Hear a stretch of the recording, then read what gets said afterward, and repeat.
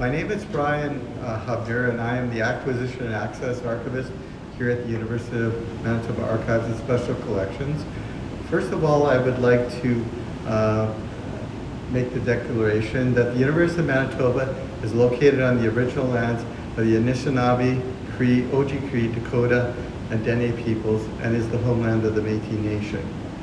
On behalf of the University of Manitoba Archives, Special Collections, the Slavic Collection of the Elizabeth Defoe Library, the Department of German Slavic Studies, and the members of the J.B.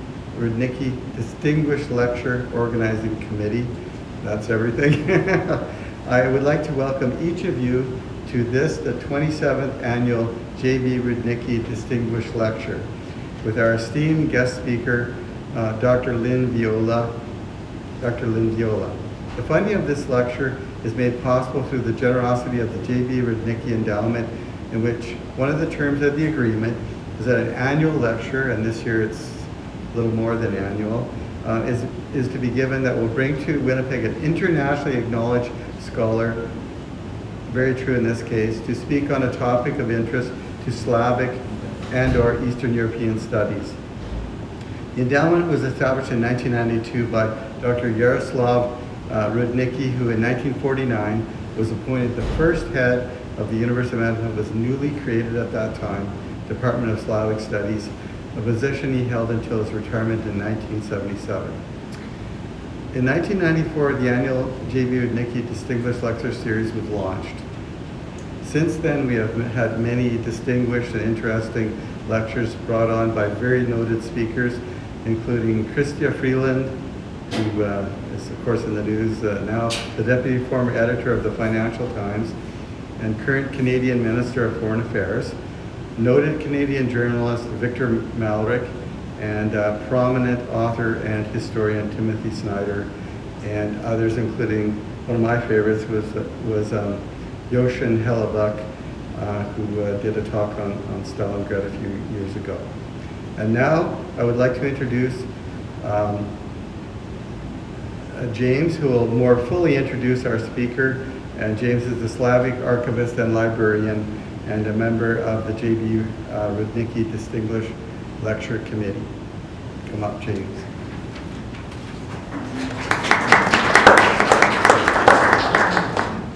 Thank you, Brian. Dr. Lynne Viola is a distinguished historian of 20th century Russia and the Soviet Union with a special focus on women, peasants, political culture, and the Stalinist terror. She holds a BA from Barnard College, Columbia University, and an MA and PhD from Princeton University. For the past 30 years, she has taught at the University of Toronto, where she is currently a professor in the History Department and the Monk School of Global Affairs. Dr. Viola has authored numerous articles and 5 books, including Peasants, Rebels Under Stalin, Collectivization and the Culture of Peasant Resistance, The War Against the Peasantry, 1927 to 1930, The Unknown Gulag, The Lost World of Stalin's Special Settlements, and her most recent publication, Stalinist Perpetrators on Trial, for which she was awarded the American Association for Ukrainian Studies Annual Book Prize. In addition, she has received grants and fellowships from the National Endowment for the Humanities and Social Sciences and the Humanities Research Council of Canada, the John Simon Guggenheim Foundation, and the Killam Research Fellowship. In 2014, Dr. Viola was inducted into the Royal Society of Canada, and this past year, she was named one of 2 recipients of the Canada Council for the Arts' prestigious Thomas Henry Pentland Molson Prize. And now, please join me in welcoming Dr. Lynne Viola with her talk, Inside the Great Terror, the NKVD on Trial in Ukraine, 1938 to 43.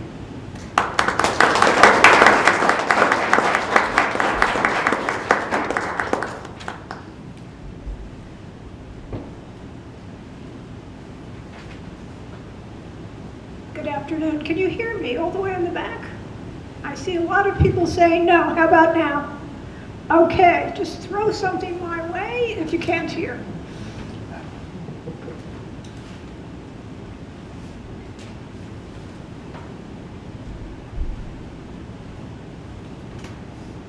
In the space of roughly 2 years, mainly 1937 and 1938, Stalin enacted what has come to be known as the Great Terror. There were over 1.5 million arrests. Some say over 1.7, and that's data only from the NKVD. So consider it an underestimate. 1.4 million at the very least were convicted.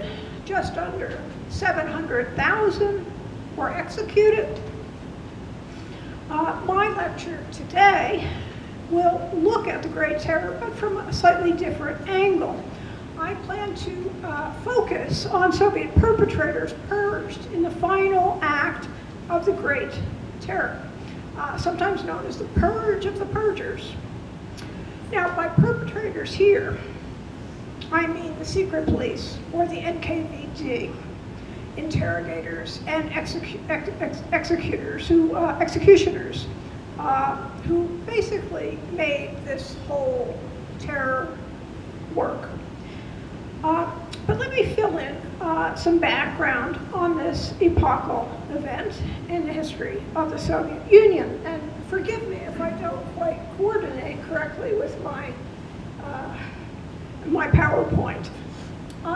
So moving on, we first learned about the terror officially through Khrushchev's 20th Party Congress speech, the so-called secret speech.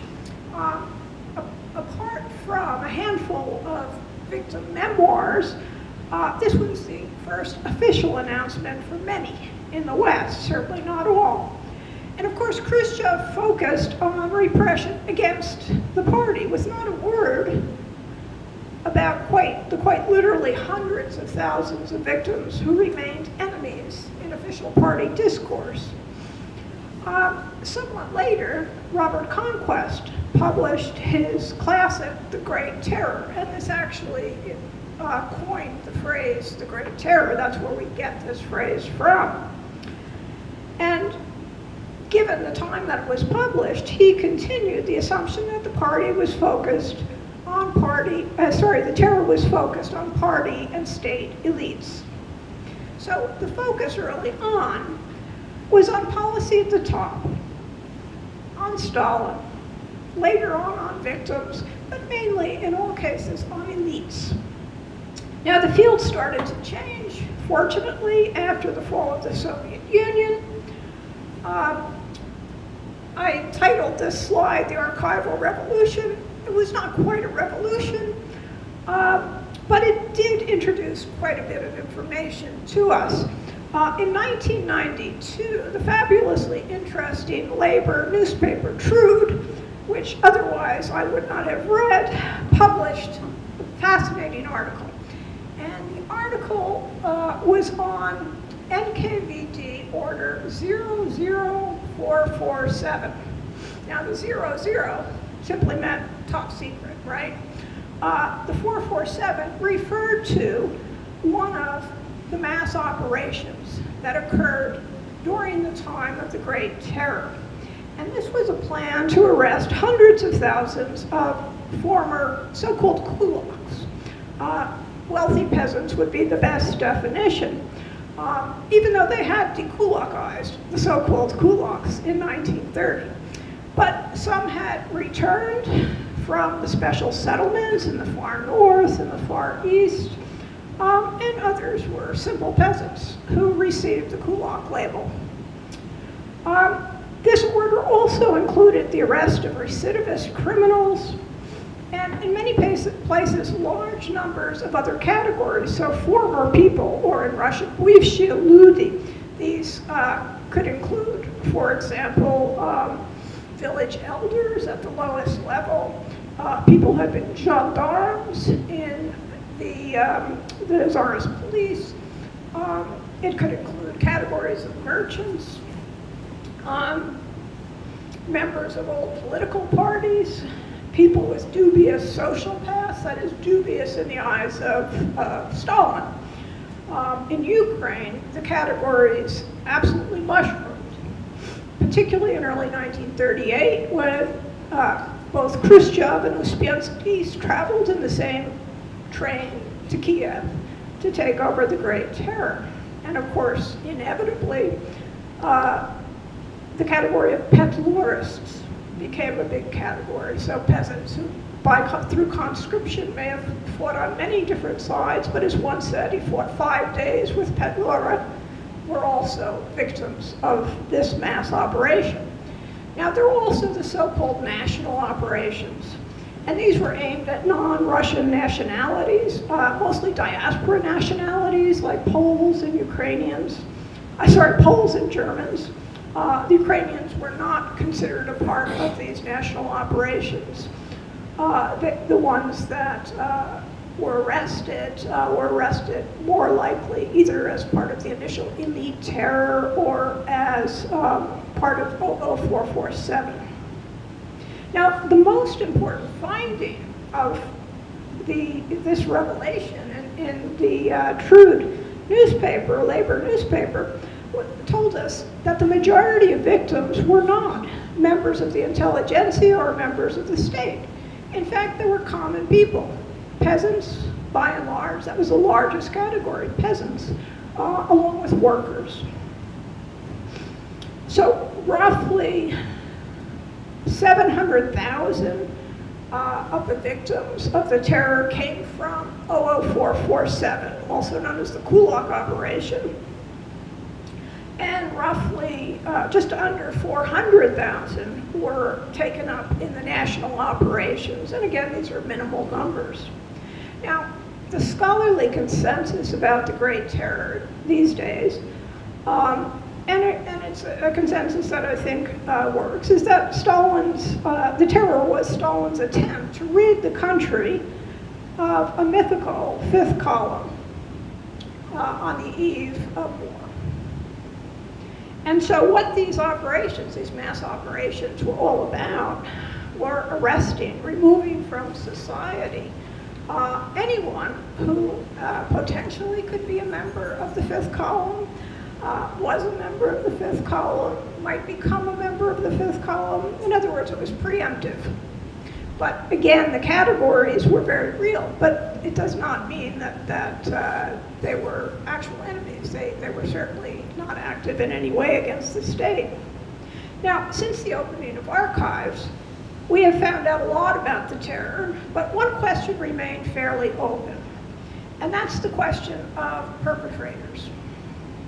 And here I have in mind not so much the big perpetrators, Stalin, the Politburo, the central administration of the NKVD, but middling and lower level perpetrators, the kinds at the heart of Christopher Browning's studies of the German police and the Holocaust, the so-called ordinary men.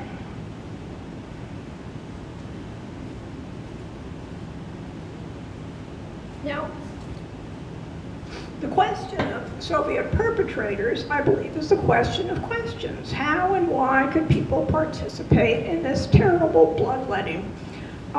What were the motivations of those who actually implemented the terror?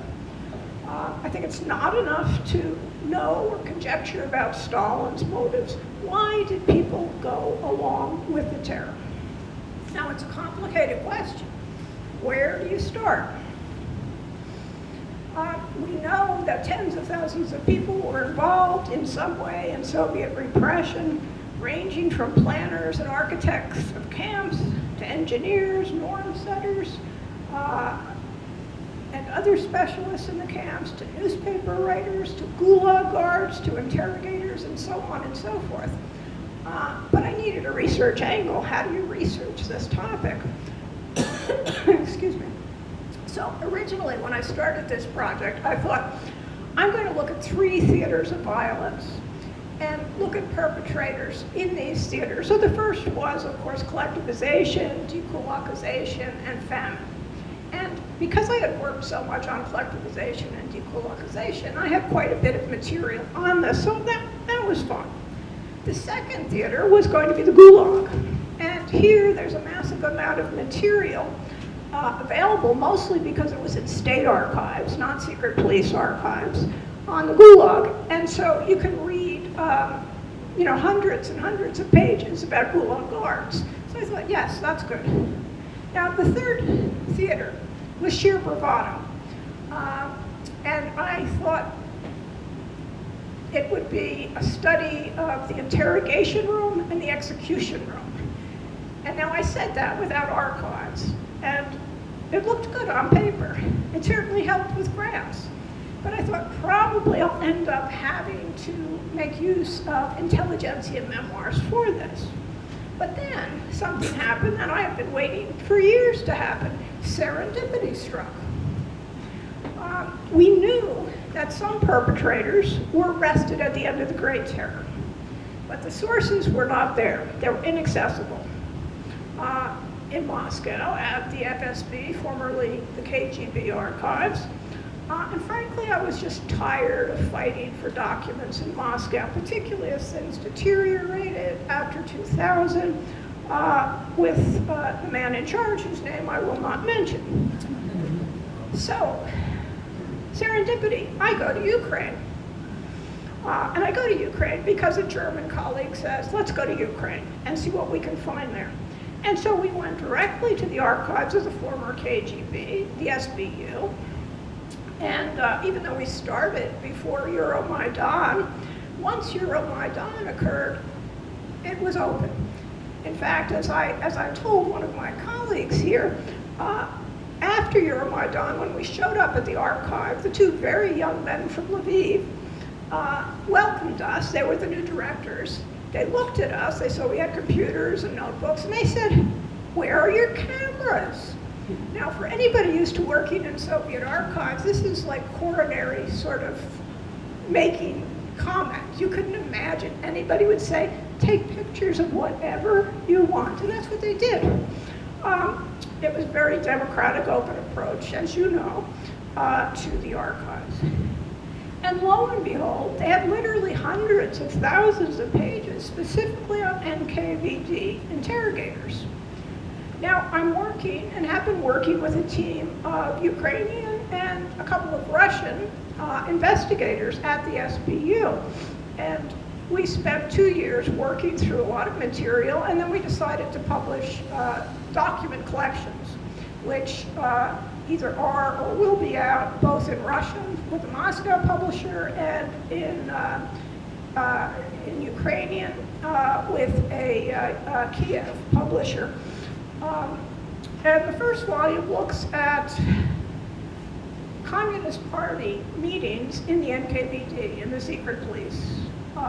And these are very, very frank meetings that occurred at a certain time when the curtain was open a bit on the Great Terror, and that is after Stalin called a halt to mass operations in November of 1938. Now, here's where I will provide some background about the so-called purge of the purgers. So, in November 1938, Stalin, or the Central Committee, let us say, issued a decree calling for the end of mass operations, basically the end of the Great Terror.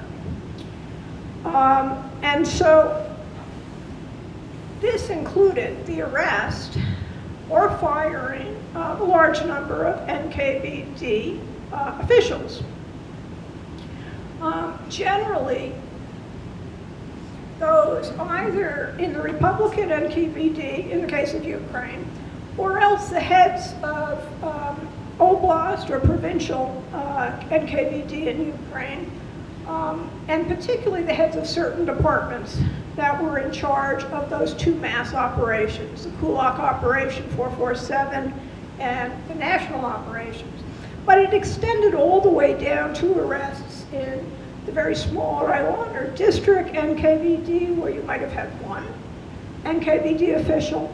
And it also brought people in from the militia or the regular police.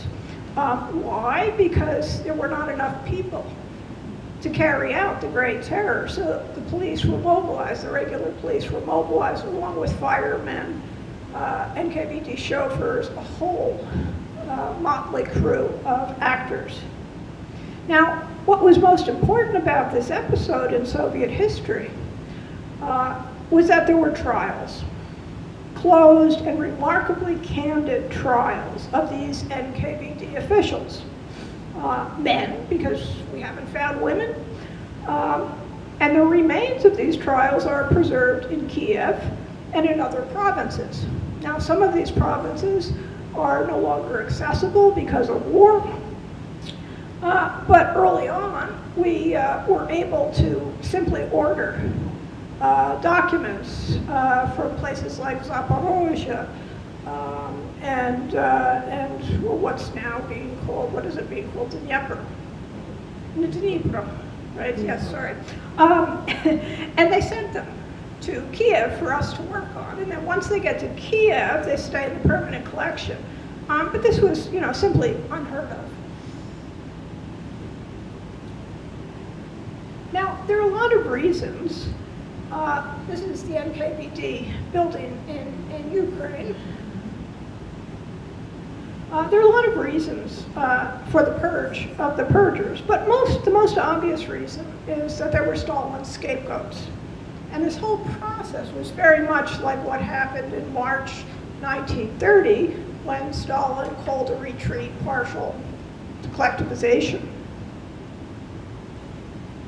The radical breakthrough that he planned had occurred. He stepped back and he blamed others for the terrible things that happened.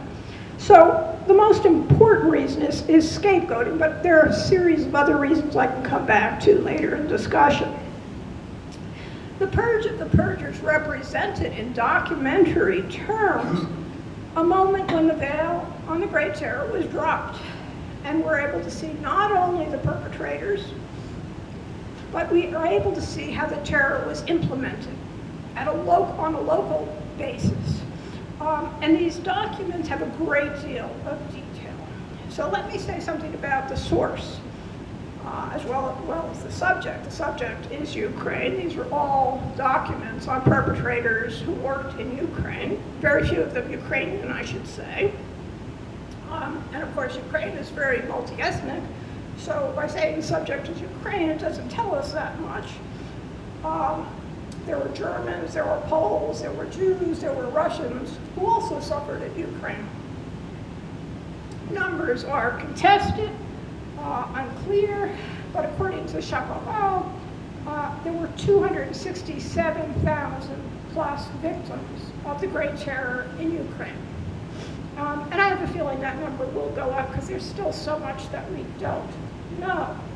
Now, the main source that we used and the materials from which we were publishing were the criminal files, criminal investigative files of NKVD officials who were arrested. In Russian, this is called следственное дело. Oh, this is Pinsky, who was the third Great Terror era head of the NKVD. He faked his own suicide when it was clear he was going to get arrested in the purge of the purgers.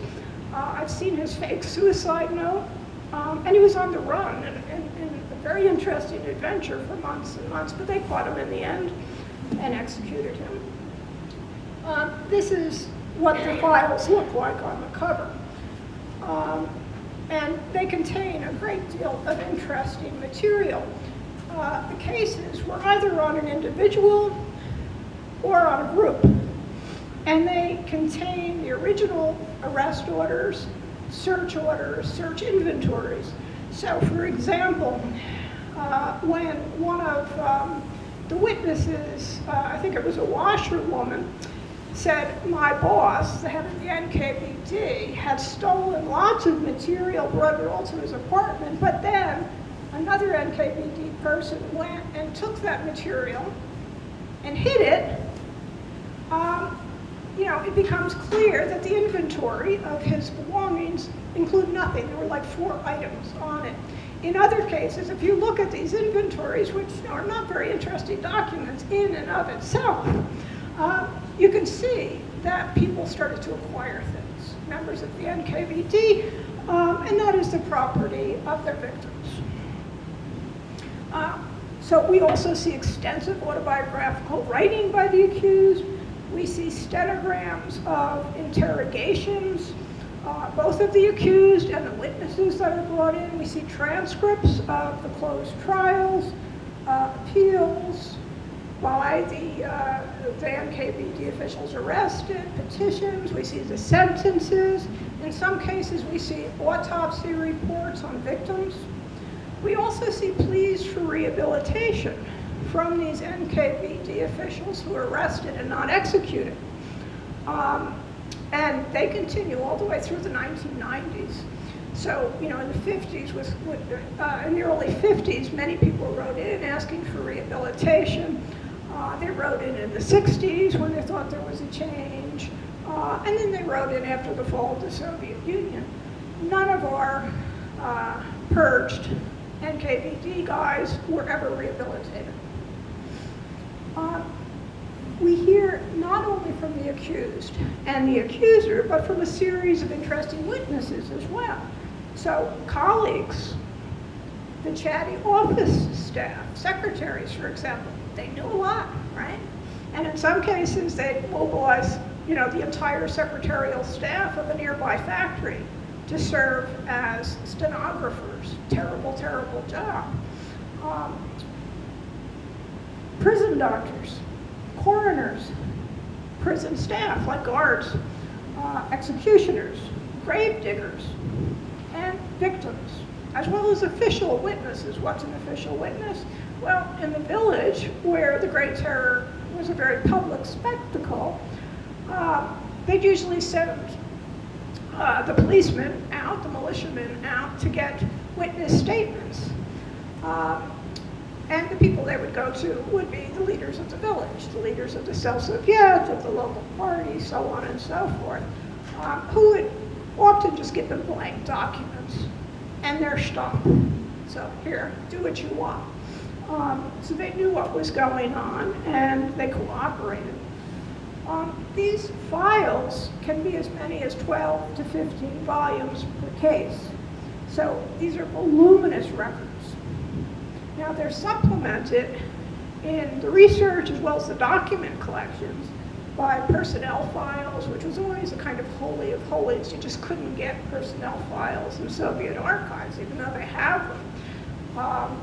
And there were also special parts of these files which contain compromising information on many NKVD officials to use later on, as they were in some cases in these trials. In other words, the father was a village elder. The father was a member of a right-wing association before the revolution. We also have stenographic reports of NKVD party meetings in late 1938, early 1939, when for a very short time, people openly criticized the leadership. And in the process, we see very open conversations with a lot of information about victims, about perpetrators, about how the Great Terror was enacted. Now, no single truth emerges from these files. What emerges is multiple truths, or better, multiple viewpoints, allowing one to turn these cases around and look at them from different angles. The perpetrator himself, his colleagues, the victims, and so on. So we can see how the perpetrator justified himself. We can see how his colleagues distinguished themselves from the accused. We didn't do that. Of course, they all did it. We can see the witnesses' point of view, their explanations of why they confessed, and their discussions of their mistreatment. We can hear distantly from those who were murdered at the hands of the accused through prison guards, doctors, and those who carried out autopsies. And we can also see what I call slippage. That is, in many cases when the Great Terror, and this certainly was the case in the village. people knew what was going on. Everybody knew a village, people knew each other, they knew their neighbors, so if someone disappeared, it was clear. Now, make no mistake, the trials were not some sort of Nuremberg-style trials. Stalin was not condemned, the system certainly was not condemned, only individuals were condemned, scapegoats, but guilty ones. Nevertheless, this source is extremely revealing. Let me talk first a bit about the trials, because to me the trials were the most fascinating part of the files. And in many ways, these trials are unprecedented in Soviet history. They're not show trials. They are trials that adhere to Soviet law, such as it was. And they were conducted by military tribunals. Now, what we know is that the military tribunals that worked with war criminals and collaborators from 1943 and later were also very much like these trials, which we hadn't seen before. In that, they were frank, they were open, people were allowed to bring their witnesses in, and there was a lot of back and forth disagreements between the procurator and the accused. And there were large numbers of witnesses that came in on each side. The victims, so-called, the perpetrators, I should say, were allowed to bring in their own witnesses. One case in Zaporozhye had defense attorneys. There was a considerable variety and difference of opinions on display. Most of the perpetrators denied guilt to the very end. And then they pleaded for clemency because of their families, because of their youth, whatever it might be. Now, almost all the sentences handed out were for violations of socialist legality. I think it's Article 206 in the Ukrainian law code. So this is abuse of office, basically. Not counter-revolutionary crimes. And it was counter-revolutionary crimes, Article 58, at least in the Russian code, that was aimed at most of the victims of the Great Terror. So this was abuse of office. Now, a minority of perpetrators received a death penalty, and the death penalty was actually carried out. They were executed. Most got Gulag sentences, so they were sent to the Gulag. And most of those who were sent to the Gulag were released during the war to fight. There were some who were living peacefully in Kiev until 1977. The trials were not like the trials of victims, nor were the interrogations. If you see an interrogation like during the Great Terror, they're mostly one-pagers, two-pagers. And the interrogator would say to the victim, you participated in da-da-da-da-da, and the victim would say yes, and they'd go on, very black and white. That's because they were tortured. Now, this is not to say the NKVD perpetrators weren't, but they came back, they had time to then deny earlier testimony and whatnot. So they had a real chance to present their case. Now, again, this is not like the Great Moscow show trials. There's nothing staged about these trials. One of the worst of my perpetrators, in fact, gave such a lengthy last word that they had to take an interruption and stop because he just went on and on and on. So you can imagine there was a lot of leeway, and this came as a total surprise, shock to the researchers, me included. So what we see is that the architecture of the Great Terror is revealed. So the first question is, who were the perpetrators? Now, it's a hard question to ask, and still we're limiting perpetrators to the NKVD and the militia. But if you look at the Ukrainian NKVD during the Great Terror, there's constant turnover. So, first Pinsky is the head of the NKVD, And then Leplevsky comes in, and Leplevsky purges, excuse me, Pinsky's people. Then Uspiensky comes in early 38, and he purges Leplevsky's people. Now, these purges assigned the Criminal Code, Article 58 for counter-revolutionary crimes, to those two earlier generations of NKVD officials. So it was very different from these purgers who were accused of abusing their office.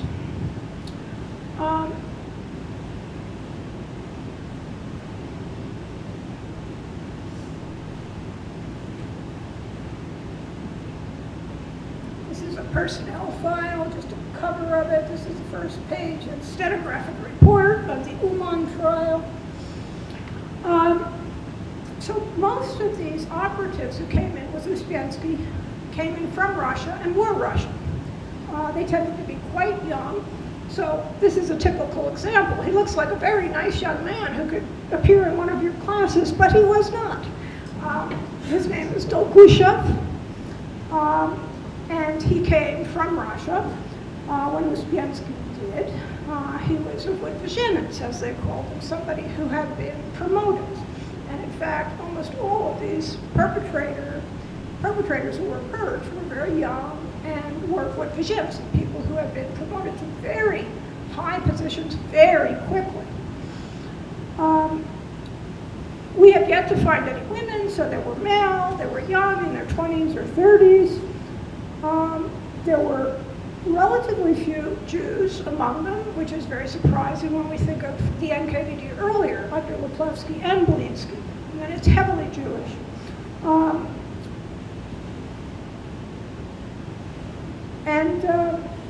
They came in early 1938. Most had humble backgrounds, generally families whose members were Communist Party members. They weren't very well educated. They were less well educated than the previous generations. They were party or komsomol. And their formative experiences tended to be less the Civil War of 1918-21, and more collectivization era, dekulakization, and famine. Now, the documents also introduce us to other people who participated in the Great Terror, as I said. These are called mobilized staff. And so there's the militia, specially recruited communists and komsomols, people from the NKVD schools, and there were a number of them in Ukraine. NKVD couriers, NKVD chauffeurs, and prison staff, including doctors. They were all involved. Now the files give us a glimpse into the culture of the NKVD. So Dolgushev, for example, he told the court that the operating principles of the NKVD during the Great Terror, and I'm sure this will not surprise anyone here, was that first, once you arrest someone, that means he's guilty. Sort of like the NKVD always gets their man. Dolgushev also told his interrogators that NKVD operatives considered it shameful when someone under arrest was released. So this sets up a picture of the arbitrariness and the foreordained conclusions. And both of these comments, were virtual refrains. You hear them again and again and again. We also learn a lot about the language of the NKVD. There are euphemisms littered through the documents. So, for example, krepko. It means strong in Russian, right? So one superior told his interrogators, you need to work krepko with the accused. Now, what this basically meant was beat the hell out of the person, right? Krepko. But it's sanitized. And there was leeway to interpret it as fit, and also leeway to evade responsibility later. Victims, of course, were obyekty. There were objects, not people, objects. Sankция was the word used for another very interesting euphemism, physical measures of persuasion. And of course that meant torture. And sanctia was a euphemism that referred to torture. I had sanctia to torture, I had the sanction to torture someone. There were euphemisms for a variety of types of torture, particularly different stress positions. They might be called, going to Hitler, particularly if the victim was Jewish, or going to Poland if the victim was Polish, and they'd have to crawl on all fours, and it was, as you can imagine, very unpleasant. The euphemisms, I think, are really important for a variety of possible reasons. They sanitized, they cloaked, they softened the truth. Do they imply the need for secrecy? Were they evident of a consciousness that something was illegal? Well, torture was not illegal, as we'll see. The task of the NKVD was to prove the great fiction of the term, which was that there existed this fifth column of enemies who were in league with foreign enemies to destroy the Soviet Union.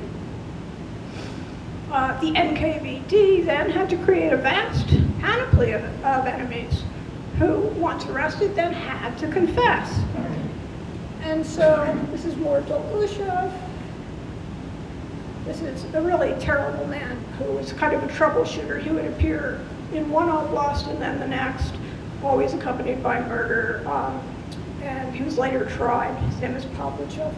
But this is a chart that people often talked about charts, and I'm sure they're all different, and it's very hard to read this, I understand. But you can see that higher authorities sent down charts that lower authorities had to fill in with victims. And so the whole scenario of the Great Terror was created either in Kiev or Moscow. Now, because the charges were fictitious, most people in 1938 had to be placed in groups. The NKVD was tired of arresting people individually, so they had to be placed in groups. And given how fictitious these charges were, for example, Ukrainians being charged for their membership in the Jewish Bund, just to give you an example, the only way to get people to sign these confessions was torture. And you see again and again that victims tried not to commit perjury. They tried not to lie. Some of them were very ashamed of lying. They talked about it afterwards. They had no choice. They had no choice. The NKVD relied on torture to force confessions. Now, there was no written document, as far as we know, authorizing torture.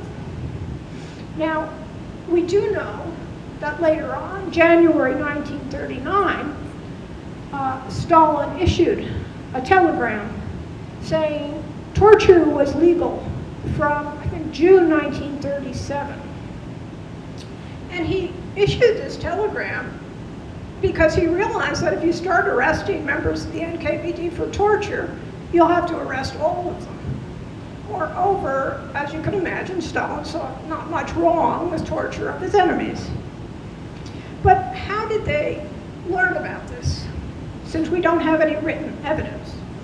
Well, first of all, it's important to keep in mind there was an oral culture in the NKVD, so as I think it's not going to shock anybody, a lot of things simply weren't written down.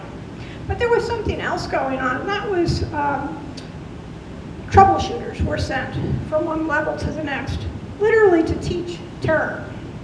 And so, for example, in the town of Uman, one of the arrested NKVD officials, who was the head of an inter-district group, said, "I was shocked when one day 5 black cars approached our office, and out of them hopped Franovsky, who was this really big guy in the Moscow NKVD, one of the architects of the Great Terror, and Leplevsky, who was the head of the whole NKVD. And here they're in Uman to teach terror.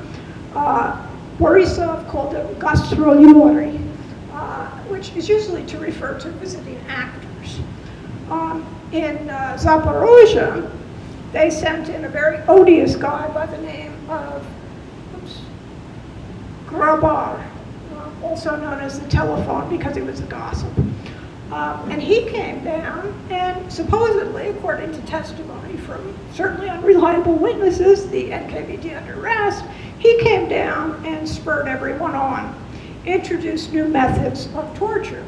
He was an extremely arrogant individual who always claimed to be best friends with Pinsky. He could talk to him anytime he wanted, until, of course, he was arrested, and then he had to prove that Pinsky and he hated each other. So you can see he really ages in just a few years. Now, interrogators were pressured to turn in a minimum number of confessions every 24 hours, sometimes 10 to 12. So the whole operation of the Great Terror became an assembly line with poorly educated, very violent young men trying for one thing only, a signature, a confession. It was a kind of fetish.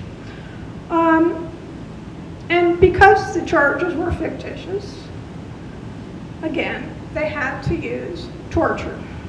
So people were forced to sign.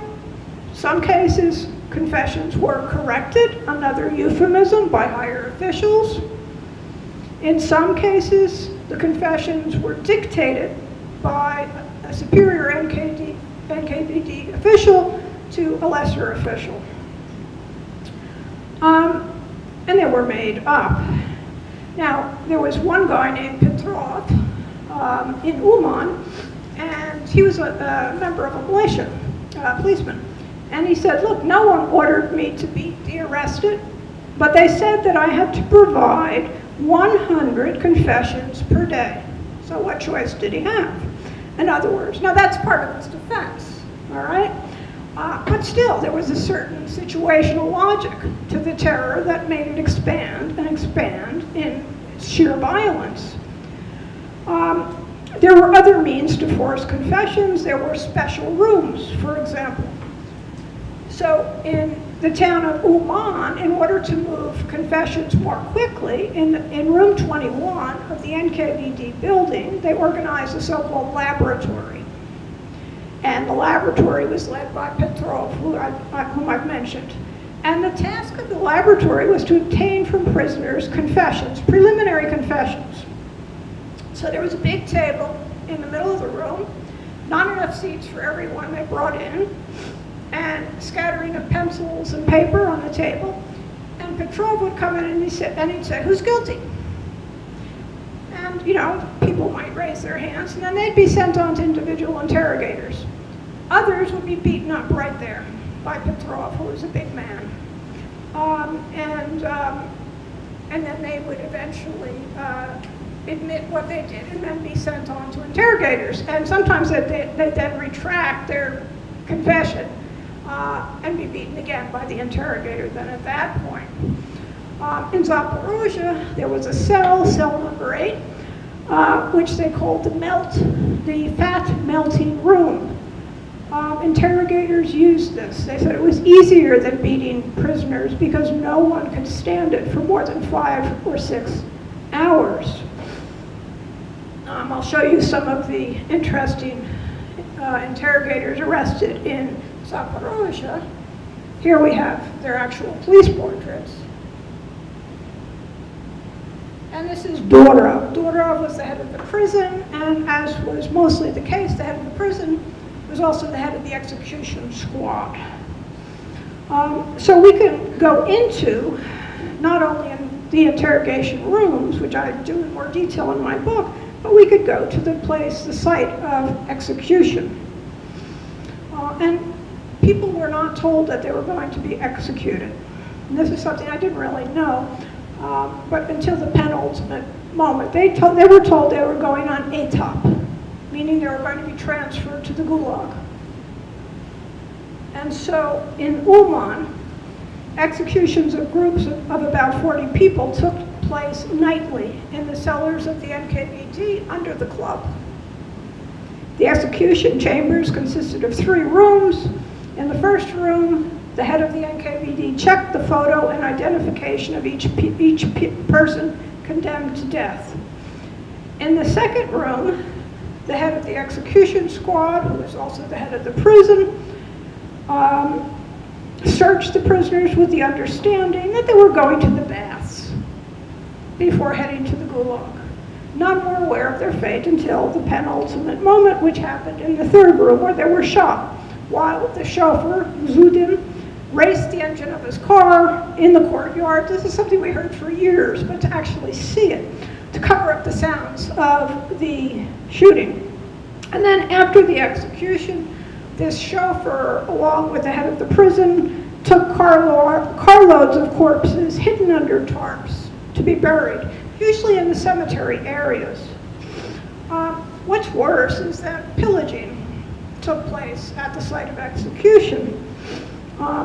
And by pillaging, let's go to Uman. I'll introduce you. This is Abramovich. He was the head of the execution team, which included all sorts of motley characters. Also the head of the prison. Nope, leave that there. What they would do is steal anything they could from the prisoners. And this was part of the culture of the NKVD. It was sort of like an immoral economy. They felt like, look, we do the hard work. We get blood all over us. It's a filthy job. Why shouldn't we get the clothes of the people we kill? And the Republican KVD went back and forth on whether to allow this. At first they said, sure, why not? They should have these things. But then in Uman, one day, some very brave women showed up at the NKVD office to complain.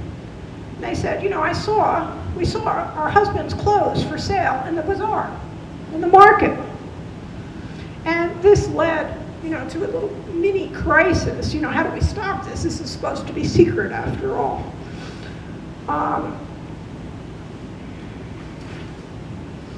One participant said, it's essential to note that at that time, in the operational investigative group, there was an opinion that execution work was difficult and that if participants took things, well, there was nothing terrible about it. They deserved it.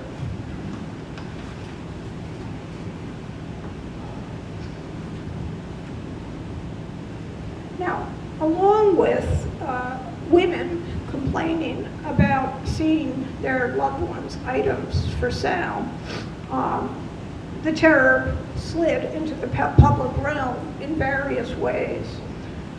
Certainly, the sheer level of complaint letters, not only from victims, but from family members, was enormous. So the USSR procurator was unable to handle the volumes of complaints. In all of 1938, it received 600,000 complaints. In the first 20 days of February 1938, it received 40,000.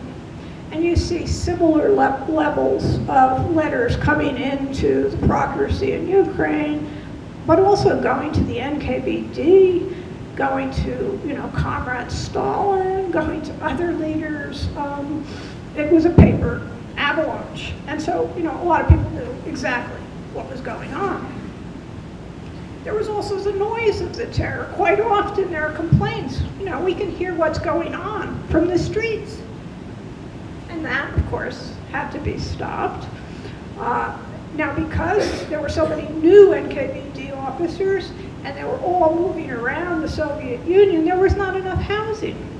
So in some cases, they stayed at local hotels, partied very loudly, got drunk. In one case, beat up a young woman, a receptionist, because she yelled at them. But everybody knew.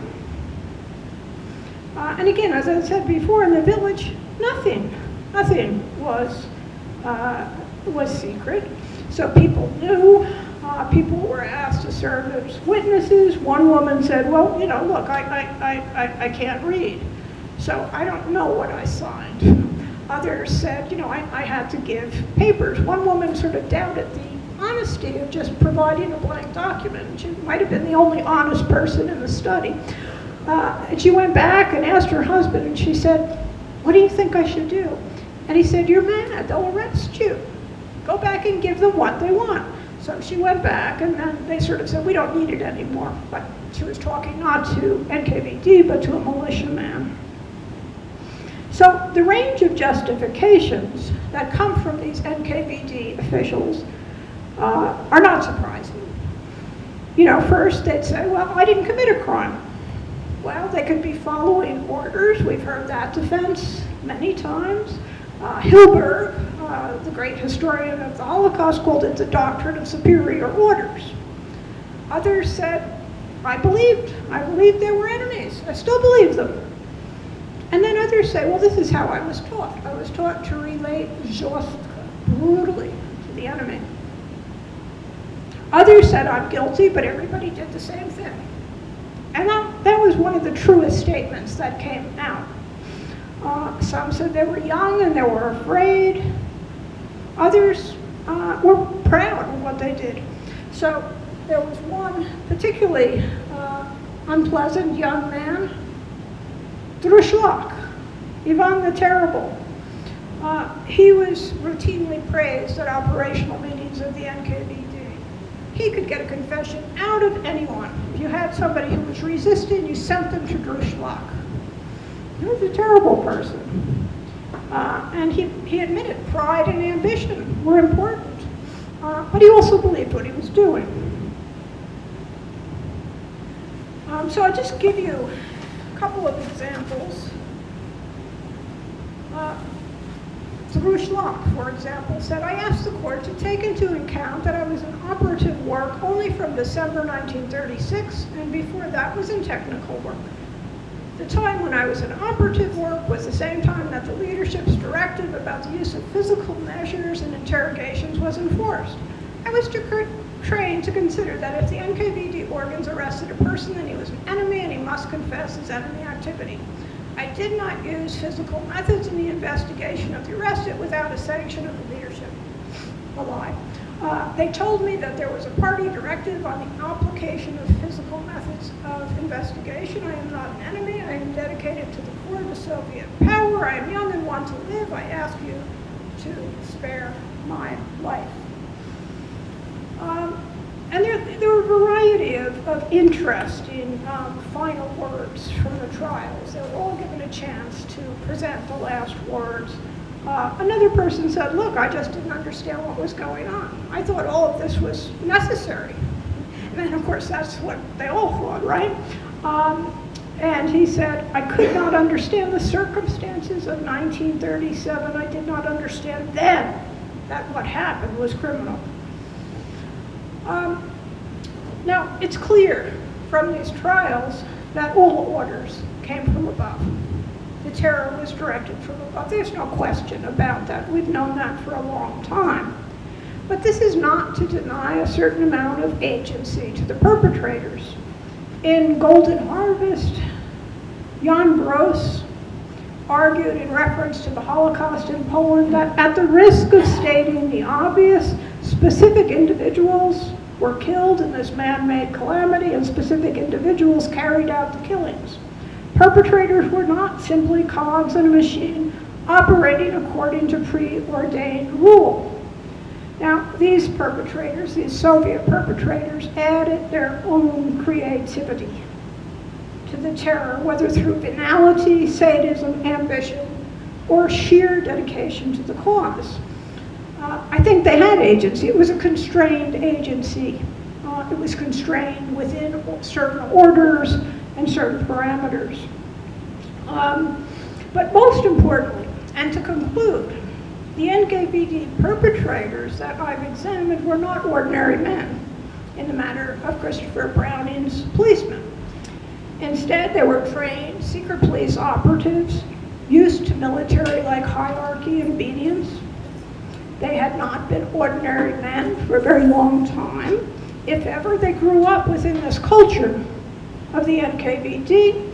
If they were younger, they were educated within the Soviet education system. They were trained in violence, either in the Civil War or collectivization, which meant they were unlikely to be restrained when undiminished power was granted to them. So in the end, there was nothing ordinary about the NKVD, its operatives, or the times. Thank you very much.